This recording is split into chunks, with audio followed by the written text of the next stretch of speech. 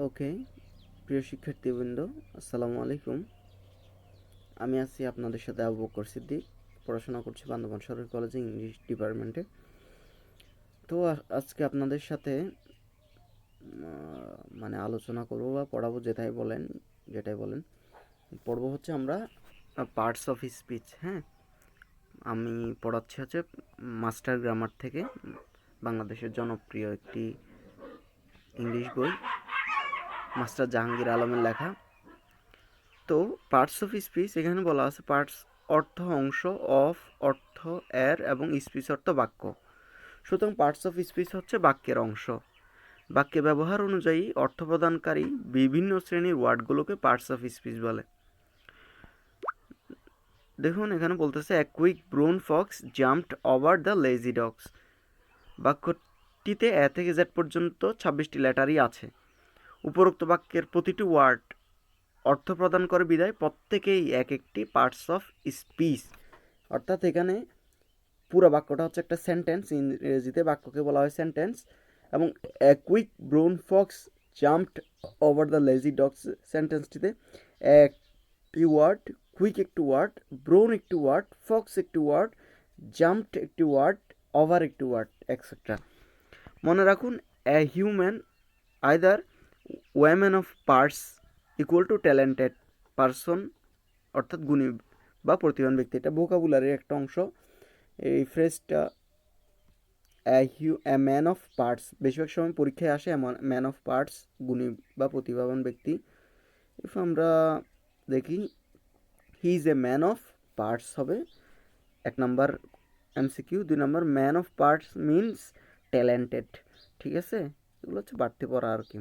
এরপর kinds parts of speech মোট 8 প্রকার। পার্টস অফ স্পিচ কয় প্রকার? 8 প্রকার। এখানে দেখেন এই যে parts of speech noun pronoun এগুলোর পাশাপাশি বাংলা নামটাও লিখে দেওয়া হয়েছে। তাহলে আপনি যদি এগুলোর সাথে বাংলা ব্যাকরণ মিলিয়ে পড়তে পারেন, আপনার বাংলা এবং ইংরেজি গ্রামার বোঝাটা সহজ হয়ে যাবে। তাহলে নাউনকে আমরা বাংলায় কি বলতেছি? বিশেষ্য। আর প্রোনাউনকে সর্বনাম। আর ভার্বকে ক্রিয়া। অ্যাডজেক্টিভ হচ্ছে বিশেষণ। অ্যাডভার্ব ভার্ব বা ক্রিয়া বিশেষণ। 6 হচ্ছে প্রিপোজিশন বা পদান্বয়ী অব্যয়। কনজাংশন 7 হচ্ছে কনজাংশন সংযোজক অব্যয়। এবং 8 হচ্ছে ইন্টারজেকশন অনন্বয়ী অব্যয়। এখন এগুলো বিস্তারিত পরে জানবো, আগে আমরা এই এমসিকিউগুলো সলভ করে ফেলি। ইংরেজি ব্যাকরণের অ্যাডভার্বকে বাংলায় কি বলা হয়? এই যে 8 নম্বর, এই যে এখানে দেওয়া আছে অ্যাডভার্ব। অ্যাডভার্ব দেখেন 5 নম্বরে অ্যাডভার্বকে বাংলায় বলা হয় ভাব বা ক্রিয়া বিশেষণ। মনে রাখতে হবে এগুলো। হ্যাঁ, দেয়ার আর কতটা পার্ট অফ স্পিচ আছে এই ইংলিশ গ্রামারে? There are 8 parts of speech in English grammar, অথবা the number of parts of speech in English grammar is কত? 8। ঠিক আছে, পার্টস অফ স্পিচ কত প্রকার? 8 প্রকার। যাক, ঘুরাই ফিরে একই কথা। আবার আসি নাউনে। গুরুত্বপূর্ণ, ইংলিশের সবচেয়ে গুরুত্বপূর্ণ জিনিস হচ্ছে নাউন। এখানে বলা আছে নাউন শব্দটির অর্থ হচ্ছে নাম। তাই যে ওয়ার্ড দ্বারা কোনো কিছুর নাম বোঝায় তাকে নাউন বলে। এক্সাম্পল, এই যে ইজি দেওয়া আছে না ছোট করে, ইজির পূর্ণরূপ হচ্ছে এক্সাম্পল। হ্যাঁ, Jahangir, Jim, Bangladesh, man, country, team, gold, honesty, etcetera. তাই noun naming word. Naming word মানে কোনো কিছুর নাম দ্বারা জাজ করা আর কি, মানে কোনো কিছুর নাম। ঠিক আছে, এখানে দেখি এখন জাহাঙ্গীর হচ্ছে প্রপার নাউন, জিম হচ্ছে proper noun, Bangladesh proper noun, man হচ্ছে কমন নাউন, কান্ট্রি হচ্ছে কমন নাউন, টিম হচ্ছে কমন নাউন,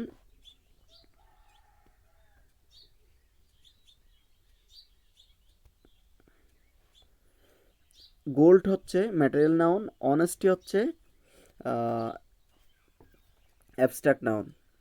হ্যাঁ, দ্য ওয়ার্ড, এখানে এবার 1 নম্বর প্রশ্ন দেখি। The word adjective is an, বলেন তো এটার উত্তর কী হবে? The word adjective is an, the word noun is an. এই নাউন ওয়ার্ডটা আসলে কি? হ্যাঁ, নাউন ওয়ার্ডটাও আসলে নাউনেরই নাম। অ্যাডজেক্টিভ ওয়ার্ডটা অ্যাডজেক্টিভ পার্টস অফ স্পিচের নাম। তাহলে যেটাই কোনো কিছুর নাম হবে সেটাই হবে নাউন। তাহলে যে কোনো পার্টস অফ স্পিচ নাউন থেকে ইন্টারজেকশন এর নামই হবে নাউন, কারণ যে কোনো নামই হচ্ছে noun. Kinds of noun, noun প্রধানত কত প্রকার? নাউন প্রধানত দুই প্রকার, যথা কংক্রিট নাউন এবং অ্যাবস্ট্রাক্ট নাউন। কংক্রিট নাউন মানে হচ্ছে যা হচ্ছে আপনি দেখতে পারেন, ছুঁইতে পারেন, বুঝতে পারেন, হ্যাঁ, আর অনুভব করতে পারেন। অ্যাবস্ট্রাক্ট নাউন হচ্ছে গুণবাচক গুণবাচক বা ভাববাচক নাম, যেগুলোকে আপনি শুধু অনুভব করতে পারেন কিন্তু ধরে ছুঁয়ে দেখতে পারেন না। এবার দেখি মূল পাঠে কি বলতেছে। কনক্রিট নাউন যে নাউনগুলোকে দেখা যায়, স্পর্শ করা যায়, শোনা যায়, যাদের ঘ্রাণ এবং স্বাদ নেওয়া যায়, এদের শারীরিক আকৃতি আছে, যেমন বয়, সং, ফ্লাওয়ার, মিল্ক। তাহলে এই বয় একটা ছেলে, তার শারীরিক আকৃতি আছে, তাকে দেখা যায়। সং, সং গান, গান কি শোনা যায়, তারপর অনুভব করা যায়। তারপর ফ্লাওয়ার হচ্ছে ফুল, এটাকেও ধরা যায়, ছোঁয়া যায়। মিল্ক ধরা যায়, ছোঁয়া যায়, দেখা যায়, মিল্ক কত দুধ। তো সরি, অ্যাবস্ট্রাক্ট নাউন হচ্ছে গুণবাচক বা ভাববাচক নাম, যে নাউনগুলো দ্বারা কোনো কিছু নিরপেক্ষ দোষ, গুণ, অবস্থা এবং কাজের নাম বোঝায়।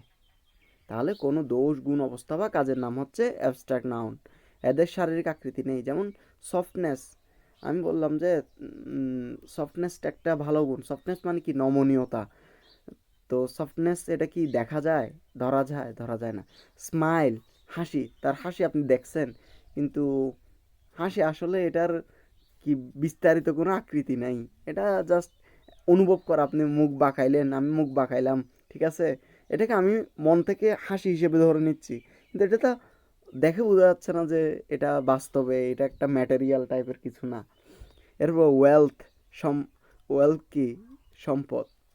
আসলে এখন অনেকে বলতে পারেন ভাইয়া ওয়েলথ তো দেখা যায়, সম্পদ তো দেখা যায়, 2 বিঘা জমি, 3 বিঘা জমি। আসলে এই 3 বিঘা জমি, 2 বিঘা জমি, এটা আপনি চোখে দেখতেছেন মাটি হিসেবে, জমি হিসেবে, তো এটা আপনার সম্পদ হিসেবে কি আপনি অনুভব করতেছেন যে আপনার মানে অবস্থা বোঝাচ্ছে এখানে, হ্যাঁ। এরপর সাইলেন্স মানে হচ্ছে চুপ থাকার একটা অবস্থা, এটাও অ্যাবস্ট্রাক্ট নাউনের মধ্যে পড়ে।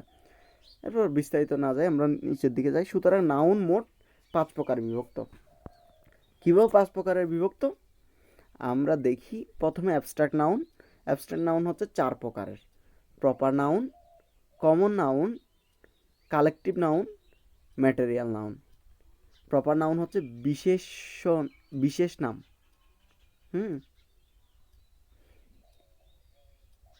বিশেষ নাম, যেমন আমার নাম আবু বক্কর সিদ্দিক, আমি হচ্ছে একজন প্রপার নাউন। আবু বক্কর আমি, এখানে আমি একজনই, ঠিক আছে।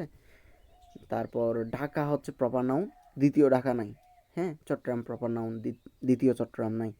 এই যেইগুলোর একটা নাম নির্দিষ্ট করে নাম দেওয়া থাকবে ওগুলো হচ্ছে প্রপার নাউন, ঠিক আছে। এরপর কমন নাউন হচ্ছে জাতিবাচক নাম, যেমন আমাদের এখানে সাঙ্গু নদী আছে, হ্যাঁ। সাঙ্গু নদী, এই সাঙ্গু বলার কারণে এটা হচ্ছে প্রপার নাউন, এটার বিশেষ নাম, নির্দিষ্ট নাম। কিন্তু আমি যদি শুধু এটাকে নদী বলি, আমি বলি নদী, তাহলে কোন নদী? অনেকগুলো নদী, এটা একটা জাতিবাচক নাম। বাংলাদেশে নদী বলতে বাংলাদেশের সকল নদীকেই বোঝায়। এরপর হচ্ছে কালেকটিভ নাউন, সমষ্টিবাচক নাম, যেমন আর্মি। আর্মি আছে না, আর্মিতে কি? আর্মির প্রত্যেকজন সদস্যকে কি বলা হয়? সোলজার। সোলজার কালেকটিভ নাউন না, কালেকটিভ মানে হচ্ছে সমষ্টিবাচক নাম, কিন্তু আর্মি হচ্ছে কালেকটিভ, কারণ অনেকগুলো এই সোলজার মিলে এই আর্মিটা গঠন হয়েছে, হ্যাঁ। যেমন ট্রুপ আছে, বানরের দল, সৈন্য দল, তারপর ফ্যামিলি, এগুলো হচ্ছে কালেকটিভ নাউন। এরপর ম্যাটেরিয়াল নাউন, বস্তুবাচক নাম, এই যে মাটি, স্বর্ণ, অলংকার, এ টাইপের বস্তুবাচক জিনিস। এরপর হচ্ছে অ্যাবস্ট্রাক্ট নাউন। অ্যাবস্ট্রাক্ট নাউন গুণ বা ভাববাচক নাম, এর আগেই দেখছি। এবার কোয়েশ্চেন সলভিং আসি। অ্যান্টোনিম মানে হচ্ছে বিপরীত। অ্যান্টোনিম মানে কি? কোন একটা শব্দের বিপরীত। Um um an antonym of abstract is, মনে রাখবেন অ্যাবস্ট্রাক্ট অর্থ হচ্ছে বিমূর্ত, বিমূর্ত বা বিমূর্ত ধারণা। প্রকৃতপক্ষে অ্যাবস্ট্রাক্ট ওয়ার্ডটার অর্থ এটাই। তাহলে অ্যাবস্ট্রাক্ট নাউন আমরা জানছি নাউন কয় প্রকার, অ্যাবস্ট্রাক্ট 2 এবং কনক্রিট। তাহলে যদি অ্যাবস্ট্রাক্ট হয় তাহলে এটার বিপরীত হবে কনক্রিট, যা ধরা ছোঁয়া যায় এমন জিনিস, এই যে বি নাম্বার। এরপর দেওয়া আছে নাউন কত প্রকার, নাউন সাধারণত 5 প্রকার। এরপর 4 নম্বর প্রশ্ন, কোনটি পার্টস অফ স্পিচ নয়? দেখেন তো, এ নাম্বার কি আছে, noun, B number pronoun, C number gerund, D number হচ্ছে ভার্ব। এবার মনে করে দেখেন তো পার্টস অফ স্পিচে আমরা কি কি পড়ছি, noun, pronoun, adjective, verb, adverb, preposition, conjunction, interjection. এখানে কি সি, এখানে কোনটা আছে কোনটা নাই দেখেন তো, জিরান্ড, সি নাম্বারের জিরান্ডটা নাই। এই জিরান্ড অর্থ হচ্ছে ভার্ব প্লাস আইএনজি, কোনো একটা ভার্বের সাথে, ভার্বের মূল ফর্মের সাথে যখন আইএনজি যুক্ত হয় তখন এটাকে কি বলে, জিরান্ড বলে। জিরান্ড বিস্তারিত বাকি পরে জানবো আমরা। এরপর প্রপার নাউন, এবার আমরা প্রপার নাউনটা জানি। ক্যাপিটাল লেটার সূচিত একটি নির্দিষ্ট ব্যক্তি, বস্তু, স্থান ইত্যাদি নিজস্ব নামকে প্রপার নাউন বলে। তাহলে ক্যাপিটাল লেটার মানে কি, বড় হাতের অক্ষরে আর কি, শুরুতে বড় হাতের অক্ষর থাকবে, এটাকে বলে ক্যাপিটাল লেটার। তাহলে প্রপার নাউন সবসময় শুরুতে কি হবে, বড় হাতের অক্ষর হবে ইংলিশে। হ্যাঁ, ক্যাপিটাল লেটার সূচিত একটি নির্দিষ্ট ব্যক্তি, বস্তু, স্থান ইত্যাদি নিজস্ব নামকে প্রপার নাউন বলে। এক্সাম্পল, বাংলাদেশ, একটা মাত্র বাংলাদেশ আছে, হ্যাঁ, দুইটা বাংলাদেশ নেই। করিম, করিম তো, এবার প্রশ্ন হতে পারে করিম তো অনেক আছে, কিন্তু আমি নির্দিষ্ট একজনকে বোঝাচ্ছি। হ্যাঁ, Rabindranath, Dhaka, the Padma, Rome, Africa, New York etcetera. এই যে জিনিসগুলো নামগুলো পড়লাম সেগুলো নির্দিষ্ট, এজন্য এগুলো প্রপার নাউন। এবার কি বলছে, সাধারণত প্রপার নাউনের পূর্বে দা বসে না, কিন্তু নদী, সাগর, উপসাগর, মহাসাগর, সংবাদপত্র, জাহাজ, এরোপ্লেন, ট্রেন, বিখ্যাত অট্টালিকা, পর্বতমালা, দ্বীপপুঞ্জ, মরুভূমি, ধর্মগ্রন্থ, দিক ইত্যাদির নাম প্রপার নাউন হলেও এদের পূর্বে দা বসে। তাহলে এটা খুব খুব খুব ইম্পর্ট্যান্ট এই টুলটা। হ্যাঁ, প্রপার নাউন এই নির্দিষ্ট নামগুলোর পূর্বে কখনোই দা বসে না, তবে কিছু ব্যতিক্রম আছে, সেগুলো হচ্ছে নদী, সাগর, উপসাগর। উপসাগর যেমন কি বে অফ বেঙ্গল আমরা বলতে পারি, বঙ্গোপসাগর। তারপর নদী হচ্ছে সাঙ্গু বলতে পারি, সাগর, অনেক সাগর আছে। যাক, মহাসাগর, সংবাদপত্র, আমরা লিখি না এই যে the daily star, daily star কিন্তু লিখি না, লিখি দ্য ডেইলি স্টার। তাহলে এই সংবাদপত্র, জাহাজ, এরোপ্লেন, এগুলো মনে রাখবেন, ট্রেন, বিখ্যাত অট্টালিকা, পর্বতমালা, দ্বীপপুঞ্জ, মরুভূমি, ধর্মগ্রন্থ, দিক ইত্যাদি নাম প্রপার নাউন হলেও এদের পূর্বে দা বসে, এটা ব্যতিক্রম। এরপর দেখেন 5 নাম্বার কোয়েশ্চনে কি বলছে, the name of one particular person, particular হচ্ছে কি নির্দিষ্ট বা নির্দিষ্ট বোঝায় আর কি।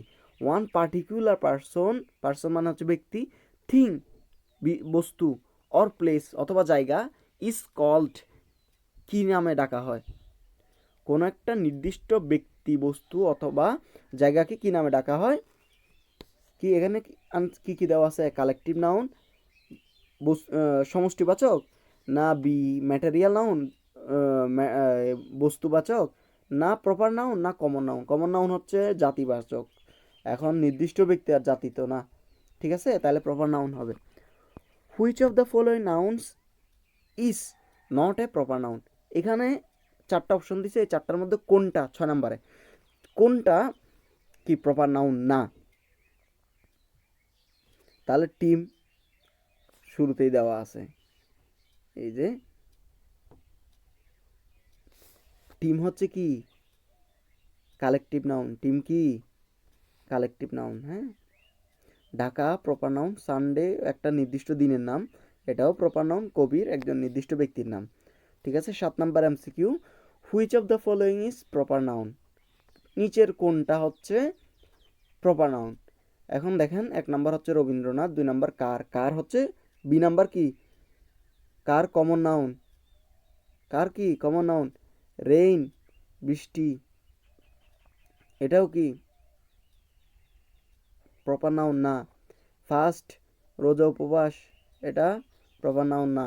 তাহলে রবীন্দ্রনাথ একজন নির্দিষ্ট ব্যক্তির নাম, তাই রবীন্দ্রনাথ হচ্ছে proper noun. 8 number question, the Podda is a river. Choose the correct parts of speech of the underline word. এই আন্ডারলাইনে কি দেওয়া আছে? দা পদ্মা দেওয়া আছে। পদ্মার নির্দিষ্ট একটা প্রপার নাম, নির্দিষ্ট একটা নাম। এখন অনেকে যদি রুলটা পরে না থাকেন দেখবেন দা পদ্মা দেওয়া আছে, আর এই কমন নাউনের আগে তো দা দেওয়া থাকে না, সরি প্রপার নাউনের আগে তো দা দেওয়া থাকে না, তাহলে এখানে দা হয়েছে, এটা নিশ্চয়ই কি হবে? হ্যাঁ, কি হবে? অন্য কিছু হবে। তো কিন্তু এই পদ্মা, নদী, তারপর জাহাজ, সংবাদপত্র এক্সেট্রা এক্সেট্রা এগুলোর পূর্বে দা বসবে। হ্যাঁ, এরপর দেখি কমন নাউন। কমন নাউন কি? যে সকল নাউন দ্বারা নির্দিষ্ট কোনো ব্যক্তি, বস্তু, স্থানের নাম না বুঝিয়ে, মনে রাখবেন, দেখেন মনোযোগ দিয়ে শুনেন, নির্দিষ্ট কোনো ব্যক্তি, বস্তু, নির্দিষ্ট কোনো ব্যক্তি, বস্তু, স্থানের নাম না বুঝিয়ে এক জাতীয় সকলকেই বোঝায়, তাদেরকে কমন নাউন বলে। আমি যদি বই বলি তখন কি হবে? একটা বইকে বোঝাবে না সকল দুনিয়ার সকল বইকে বোঝাবে? আমি যদি বলি বই হচ্ছে মানুষের মস্তিষ্ক পরিবর্তন করার একটা জিনিস, বই হচ্ছে মানুষের নৈতিক গুণাবলী পরিবর্তন করার জিনিস, তাহলে বইটা কি, আমি কি একটা বই বোঝাচ্ছি না দুনিয়ার সকল বই বোঝাচ্ছি? প্রায় সকল বইকে বোঝাচ্ছি, এজন্য বইটা কমন নাউন।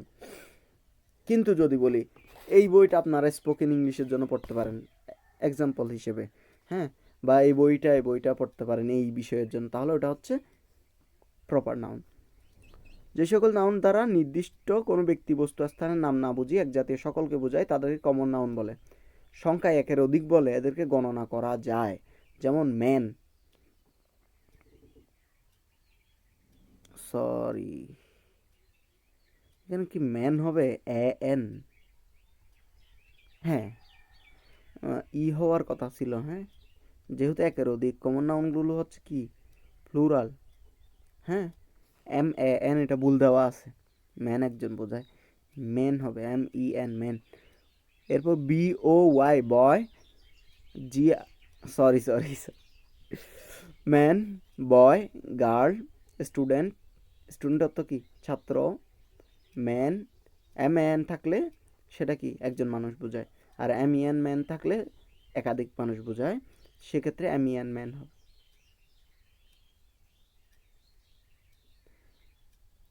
বয়, girl, student, teacher, doctor, book, pencil, pen, candle, cow, ship, elephant, fish, river, flower, bee, bee হচ্ছে মৌমাছি। হ্যাঁ, রবার অর্থ ডাকাত, সোলজার সৈনিক,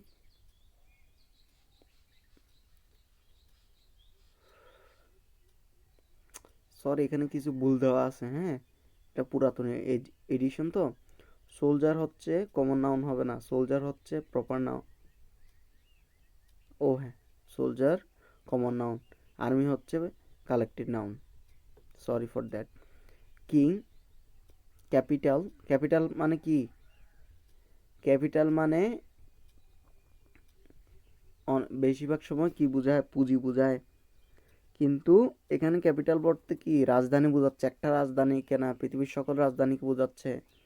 Dhaka is the capital of Bangladesh, Dhaka হচ্ছে বাংলাদেশের রাজধানী। সিটি শহর, রিং, রিং কি হাতের আংটি, রিং যদিও কি হয় স্বর্ণ দিয়ে বা অন্যান্য ধাতু দিয়ে তৈরি হয়, কিন্তু এটা হচ্ছে কমন নাউন। কেন কমন নাউন?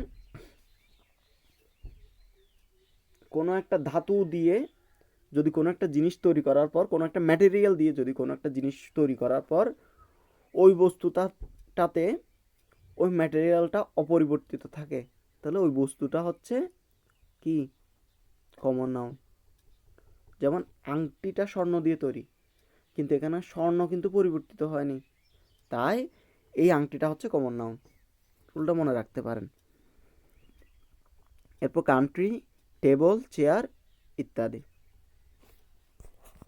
এই যে টেবিল, টেবিল, চেয়ার এগুলোতে কিন্তু কাঠের উপাদান পরিবর্তিত হয়নি, এই জন্য এগুলো কমন নাউন। এখানে আবার কোশ্চেন দেখেন, a noun that names a general class of person, place or thing is তাহলে কি বলছে, সাধারণ এমন এক নাউন যা সাধারণ শ্রেণী অথবা সাধারণ মানুষ অথবা সাধারণ জায়গার নাম অথবা সাধারণ বস্তুর নাম বোঝায়, তা কি হবে? Common noun, D number. এরপর 10 নাম্বার দেখেন MCQ, what kind of noun is river? River কি? রিভার অর্থ কি? নদী। তাহলে রিভার কি প্রপার নাউন হতে পারে? সব নদীকে বোঝাচ্ছে, তাহলে ডি নাম্বার কমন নাউন হবে। হ্যাঁ। What kind of noun is man? Man কোন নাউন বলেন তো? সরি, আমি ভুল করছিলাম। MAN ম্যান একাধিক, আর MEN ম্যান একজন। হ্যাঁ, তাহলে এই ম্যান দ্বারা কি বোঝাচ্ছে?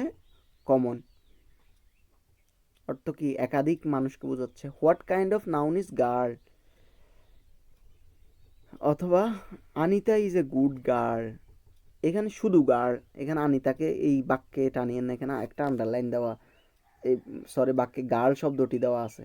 অনেকে এটা ভুল করে ফেলে, দেখছেন খেলা টিচাররা কোথায় খেলে, আপনাকে পুরো বাক্যটা দিয়ে বলবো যে Anita is a good girl, আবার এখানে লিখে দিচ্ছে বাক্যে গার্ল শব্দটি কি, আপনি বাক্যে বলতে আপনি চিন্তা করছেন পুরো বাক্যেই তো আনিতা দেওয়া আছে, তাহলে আনিতা একজন নির্দিষ্ট মেয়ের নাম, তাহলে আমরা এটা কি প্রপার নাম দিব। কিন্তু যদি আনিতার নিচে আন্ডারলাইন দেওয়া থাকতো, ANITA, এই আনিতার নিচে আন্ডারলাইন দেওয়া থাকলে এই আনিতা নামটা হইতো যে প্রপার নাউন, কিন্তু Anita is a good girl, এই গার্লটা হচ্ছে কি কমন নাউন, বুঝতে হবে। হ্যাঁ।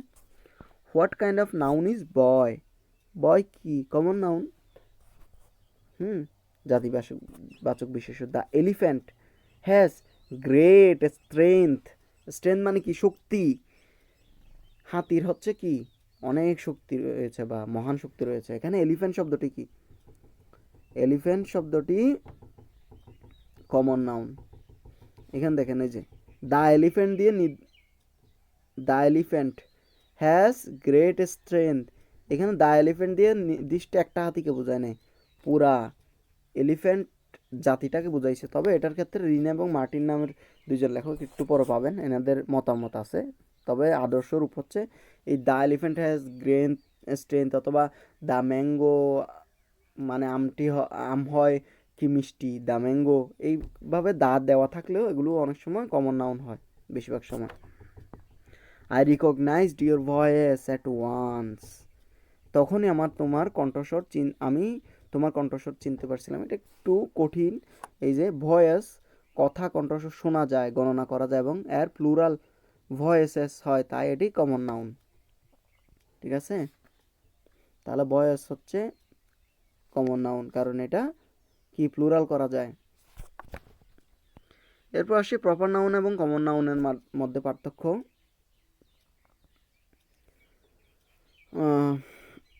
এখানে দেওয়া আছে প্রপার নাউন দ্বারা একটি নির্দিষ্ট নাম বোঝায় এবং সর্বদাই ক্যাপিটাল লেটার দ্বারা শুরুতে হয়। অপরপক্ষে কমন নাউন দ্বারা নির্দিষ্ট কোনো নাম বোঝায় না, এক জাতীয় সকলকে বোঝায় বলে একে ক্লাস নাউনও বলা হয়। ক্লাস মানে কি? শ্রেণী, শ্রেণীবাচক। তাহলে প্রপার নাউন দ্বারা নির্দিষ্ট নাম আর কমন নাউন দ্বারা এক জাতীয় সকলকে। তাহলে এক্সাম্পল, ঢাকা, রাজশাহী, খুলনা, চট্টগ্রাম এগুলো হচ্ছে নির্দিষ্ট শহরের নাম। আর সিটি হচ্ছে এই শহর, এই সব শহরের নাম হচ্ছে সিটি। এই সিটি হচ্ছে, আবার এই কমন নাউনগুলো হচ্ছে সংখ্যায় একের অধিক হয়, কিন্তু ঢাকা, রাজশাহী, খুলনা, চট্টগ্রাম এরা একটাই হবে। হ্যাঁ। এরপর দা পদ্মা, দা যমুনা, দা মেঘনা এগুলো হচ্ছে এক একটা নির্দিষ্ট নদীর নাম, কিন্তু রিভার সকল নদীর নাম। 16 নম্বর MCQ দেখেন, what is a big city? Sorry, Dhaka is a big city. দেখেন ঢাকা শব্দটি কোন প্রকার? ঢাকা হচ্ছে প্রপার। ঠিক আছে। 17 নম্বর, Dhaka is a big city. এখানে সিটি শব্দটি কোন প্রকারে? সিটি হচ্ছে কমন, যেহেতু সিটি অনেকগুলো শহরের নাম। প্লুরাল কমন নাউন, দেখেন মনে, কোনো নাউন একের অধিক হলেই তাকে প্লুরাল কমন নাউন বলে। মানে কি? প্রপার নাউন একের অধিক না, তাইলে যদি একের অধিক হয় তাহলে কি ওটা কি কমন নাউন হবে, আর কমন নাউন প্লুরালই হয়। অনেক সময় প্লুরাল হয় না, কিছু কিছু ব্যতিক্রমে, তবে বেশিরভাগ কমন নাউন হচ্ছে প্লুরাল, সেহেতু আমরা এদেরকে প্লুরাল কমন নাউন বলি। আবার অ্যাডজেক্টিভের সাথে এস যুক্ত হয়ে প্লুরাল কমন নাউন হয় না, কিন্তু দা প্লাস অ্যাডজেক্টিভ কোনো বিশেষ শ্রেণীর সকলকে বোঝায় বলে একে প্লুরাল কমন নাউন বলে এবং এর পরবর্তী ভার্বটি প্লুরাল হয়। মাথায় জটলা বাজতেছে, বুঝাই দিচ্ছি। যেমন আমি বললাম পুর, আই এম এ পুর গায়, আমি একজন দরিদ্র ব্যক্তি। বাট আমি বললাম যে the poor are born to suffer, দরিদ্ররা কি জন্মাই হচ্ছে কি ভোগার জন্য, কষ্ট পাবার জন্য। তাহলে এখানে দা পুর বলতে আমি সমস্ত দরিদ্র মানুষদেরকে বোঝাচ্ছি। তাহলে কখনো কমন নাউনের সাথে এস, অ্যাডজেক্টিভের সাথে এস, অ্যাডজেক্টিভের সাথে এস যুক্ত হয়। অ্যাডজেক্টিভ মানে কি গুণবাচক নাম, গুণবাচক নামের সাথে এস যুক্ত হয়ে প্লুরাল কমন নাউন হয় না। কিন্তু অ্যাডজেক্টিভ, এই পুর হচ্ছে কি অ্যাডজেক্টিভ, একটা গুণবাচক নাম। পুর, আই এম এ পুর গায়, এই টাইপের। হ্যাঁ, তাহলে গুণবাচক নামের সাথে যখন আমরা কি করব, দাটা লাগাই দিব, এই দাটার কারণে এটা পুরো একটা জাতিকে বোঝাবে। ঠিক আছে। এবং যেহেতু সাবজেক্ট ভার্ব এগ্রিমেন্টে দেওয়া আছে, ভার্ব যদি প্লুরাল, সাবজেক্ট যদি প্লুরাল হয় ভার্বও কি হবে, প্লুরাল হবে। ওকে, নিচে যাই। The wise do not talk much, তাহলে কি করে, জ্ঞানীরা বেশি কথা বলেন না। এখানে কিন্তু একজন জ্ঞানী বোঝায় না, একাধিক জ্ঞানী মানুষকে বোঝাইছে। দ্য ওয়াইস, জ্ঞানীরা, ডু নট টক মাচ। তাহলে এখানে দ্য ওয়াইস হচ্ছে, ওয়াইস যদিও একটা অ্যাডজেক্টিভ গুণবাচক নাম, কিন্তু দ্য ওয়াইস হচ্ছে plural common noun. The poor live from hand to mouth, hand to mouth এই ফ্রেজটার অর্থ হচ্ছে দিনে আনে দিনে খায়। হ্যাঁ, এই যে দেওয়া আছে। দ্য পুর লিভ, বাস, দাপুর, দেখেন দাপুর বলতে কি বোঝাচ্ছে, গরিবদেরকে বোঝাচ্ছে। কিন্তু এই যে দেখেন দুইটা ব্যতিক্রম দেওয়া আছে। দ্য ডিকিয়েস্ট, মৃত ব্যক্তি, মৃত ব্যক্তি। দ্য ডিকিয়েস্ট দ্বারা কি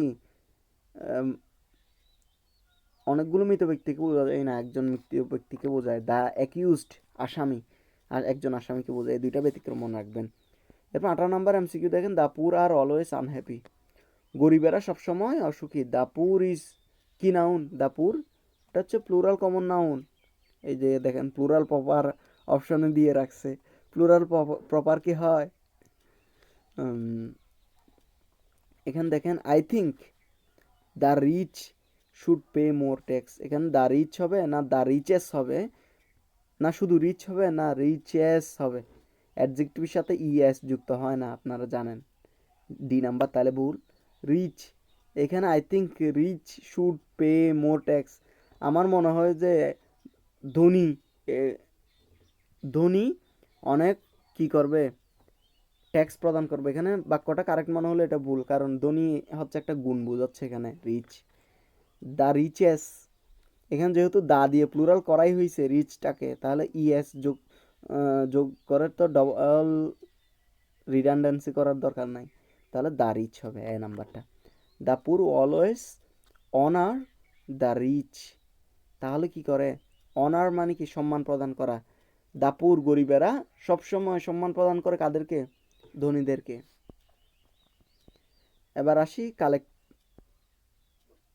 ওকে, আমরা কালেকটিভ নাউন থেকে বাকিটা পরবর্তী ক্লাসে পড়ব। আজকে এখানেই শেষ করি। আসসালামু আলাইকুম।